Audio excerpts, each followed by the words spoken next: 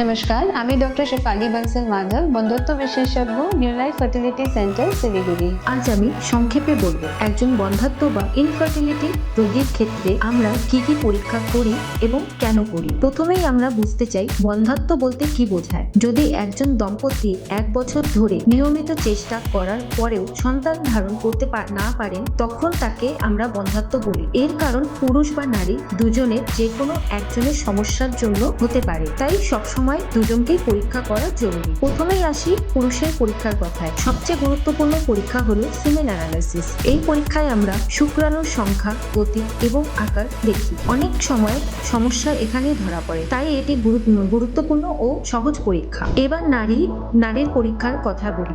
নারীর ক্ষেত্রে আমরা কয়েকটি ধাপে পরীক্ষা করি। প্রথমত হরমোনাল পরীক্ষা, যেমন FSH, LH, TSH, প্রোল্যাক্টিনিক ইত্যাদি। এগুলোর মাধ্যমে আমরা বুঝতে পারি ডিম্বাণু ঠিকভাবে তৈরি হচ্ছে কিনা এবং হরমোনের কোনো সমস্যা আছে কিনা। দ্বিতীয়ত আল্ট্রাসাউন্ড। এই পরীক্ষায় আমরা ডিম্বাশয় ও জরায়ুর অবস্থা দেখি। এতে PCOS, ফাইব্রয়েড বা অন্য কোনো গঠনগত সমস্যা আছে কিনা বোঝা যায়। তৃতীয়ত টিউব পরীক্ষা, যেমন HSG। এই পরীক্ষায় আমরা দেখি ফিলোপিয়ান টিউব খোলা আছে কিনা। টিউব ব্লক থাকলে ডিম্বাণু ও শুক্রাণুর মিলন হয় না। চতুর্থ, কিছু ক্ষেত্রে আমরা আরো উন্নত পরীক্ষা করি, যেমন ANH, যা ডিম্বাশয়ের রিজার্ভ বা ডিম্বাণুর সংখ্যা বোঝায়। সবশেষে কিছু বিশেষ ক্ষেত্রে আমরা ল্যাপ্রোস্কোপি বা হিস্টেরোস্কোপি করি, যাতে সরাসরি ভেতরের অবস্থা দেখা যায় এবং প্রয়োজনে চিকিৎসাও করা যায়। সব পরীক্ষার উদ্দেশ্য একটাই, সমস্যার সঠিক কারণ খুঁজে বের করা, যাতে আমরা সঠিক চিকিৎসা দিতে পারি। কারণ বন্ধ্যাত্ব এখন আর শেষ কথা নয়। সঠিক চিকিৎসা পরীক্ষায়